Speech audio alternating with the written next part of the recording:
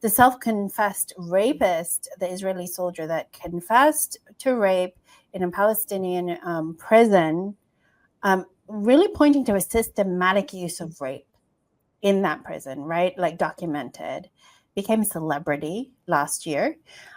These are the headlines this year about it. So you can see like it's back in the headlines again because there's been some developments on the case. So can you sort of talk us through what's going on, Sara? Yeah. Yeah, absolutely. I think this is very important. We are talking about the celebrity rapist. It's an Israeli soldier who confessed to the Teiman gang rape that happened last year. And this is popping out again for the worst possible reasons. So the problem here is that the Major General, apologies because I don't speak Hebrew, Yat Toma Yerushalmi, she is the Israel former top military lawyer. And she was arrested now in November because she admitted she leaked the surveillance video of the Teiman Israeli concentration camp. In this video, Ileana, I think we have it here. It's verified by Al Jazeera. It shows 10 Israeli soldiers from the 100th Unit selecting a Palestinian hostage from a large group of tied and blindfolded men laying on the floor. The victim is dragged across a fence. The guards, using their weapons as tool of torture, sexually abused this detainee in a gang rape. So even the military indictment of this rape said that the blindfolded and bound Palestinian hostage was beaten and sodomized with a sharp object that penetrated near his rectum. So he had severe injuries, multiple surgeries. You know, a medical staffer describes this as the most extreme abuse case of this concentration camp. Yes, this is we can play that. This is the video confirmed by Al Jazeera. And even the UN stepped in and concluded that those abuses are become systematic. At least 75 Palestinians that they die in Israel since October 7, 2023. And I would say it's not systematic. I would say it's a state policy of a colonial force. And I'll tell you why is this a state policy. It's beyond systematic. These people, they are authorized.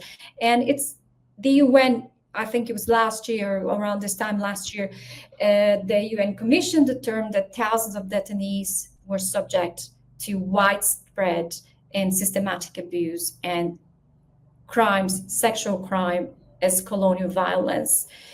And you know, sexual violence as sexual torture as colonial weapon is not new.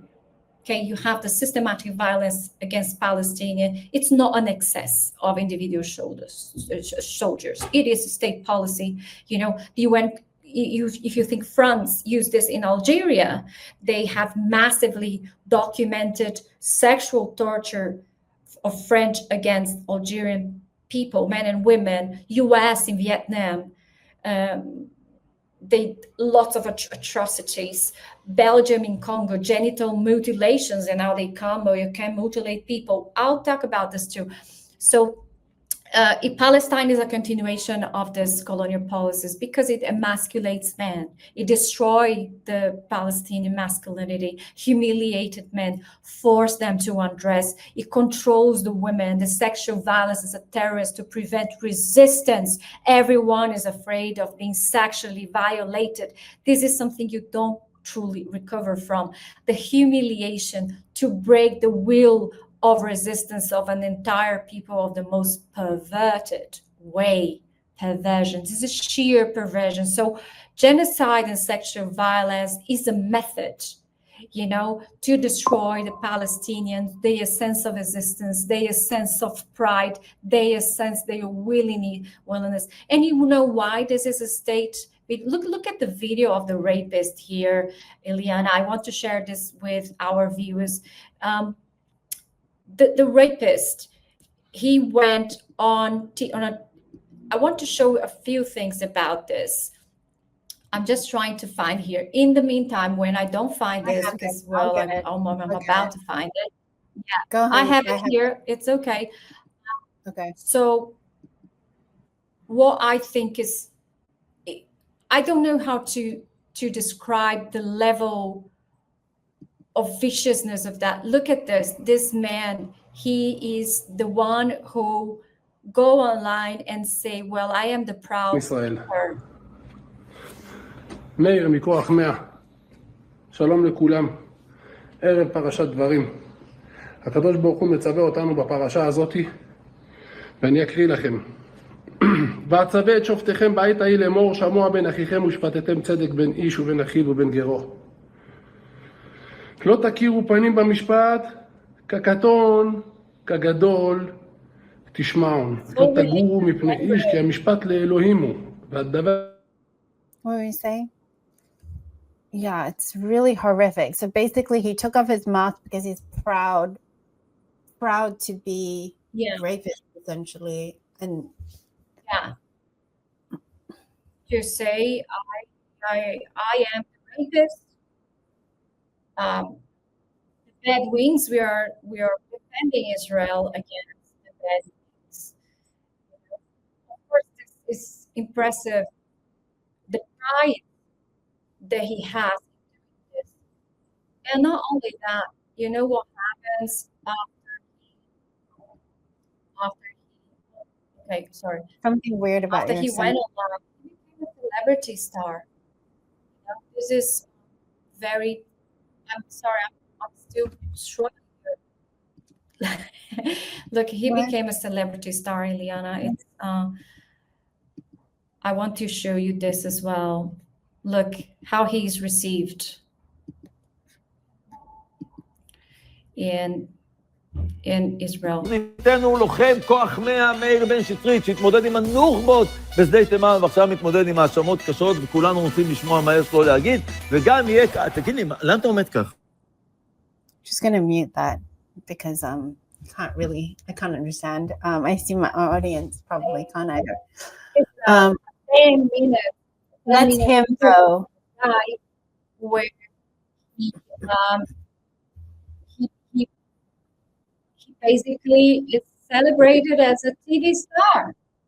What society is this? I mean, you need to have societal backing. The Israeli society is not against. I'll show you another clip how people invaded. This is from Al Jazeera. People invaded protesting because they didn't want the rapists to be indicted. This is Israeli protesters asking for the right to rape. I don't know why it's not popping up here I'm sharing the screen. I don't know. I think it's your internet connection. Do you have this there? Because I'm trying to. I mean, I can see it now. Share it, but it's not. Can you see it? Yeah, I can see it. Yes, now. Yeah, so this is Israeli people protesting, saying there is an active right to rape. Yeah, this is what we need to understand. This is not something that the Israeli society is something that they applaud. And not only Israeli society, let me tell you what was the reaction of the authorities. It's absolutely unbelievable because we have Netanyahu at that time saying that now that this footage was leaked and this top lawyer said it was me, Netanyahu went on saying that this was the worst PR disaster in Israel history. She is dismissed not because she's dismissed because she leaked evidence. Oh, okay, you're back. You froze, but you're back. She was dismissed because she leaked the evidence.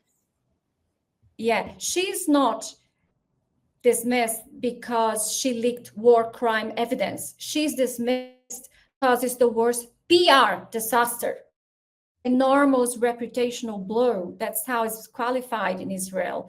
So you had the parliamentary member, I'm sorry if I don't say it correctly, Hamad Tibi, he was asking, is it legitimate to insert an explosive in the anus of a person?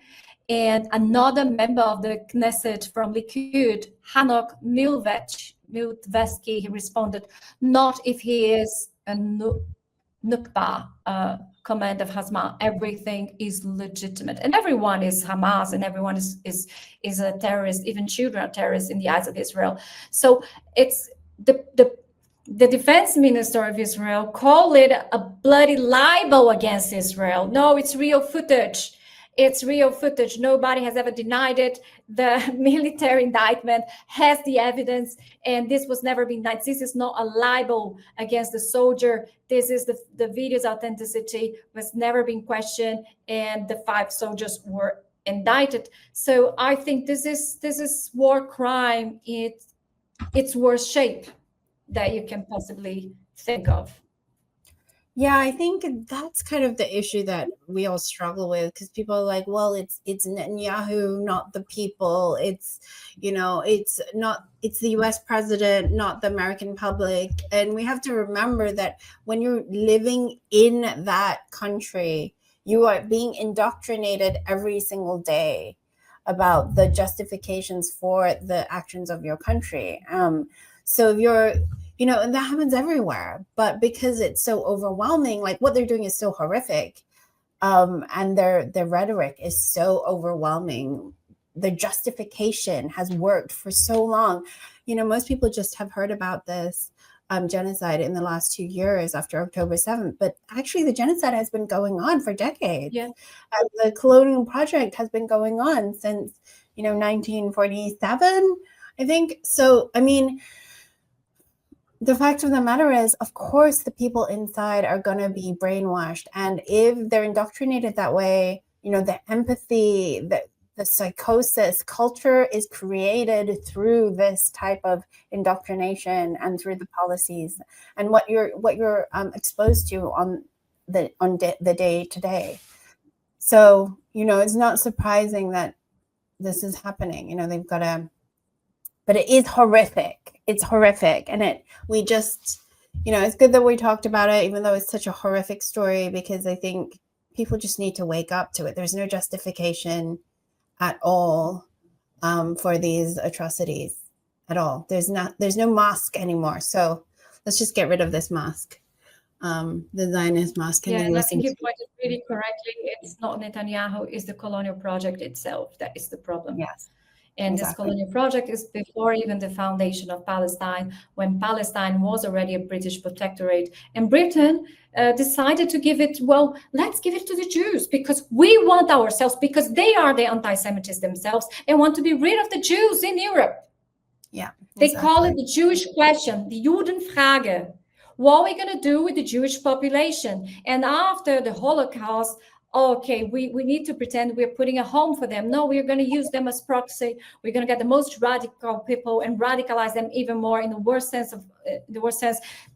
It's a Jewish supremacist state that should not exist in this shape and form of a supremacist state. It needs to be equal rights for everyone who lives there. Equal rights. How difficult is that, Ileana? It's going to be very difficult, to be honest, with, like you were saying, we're talking about the indoctrination of Israelis. It's going to be really difficult, but that's why it has to be dismantled. Yeah, I think Jews out there, not in Israel, certainly not, but outside Israel, the young generations don't want to be part of this, don't want that Judaism, which is a rich culture, millennial culture, a humanistic culture, becomes swallowed by Zionism, destroyed by Zionism, raped by Zionism. Yeah, I think a lot of them are speaking up, and rightly so, because frankly, your culture is being taken hostage as well by these forces, and it's anti-Semitism is actually going to be on the rise because of this. Not as a response, but do you know what I mean? This is actually going to create genuine anti-Semitism because people are going to. It is. Absolutely. Zionism, yeah. And it will destroy your culture. So if you don't stand up for your culture now and stand up for humanity now, this is the legacy of that. And it's awful.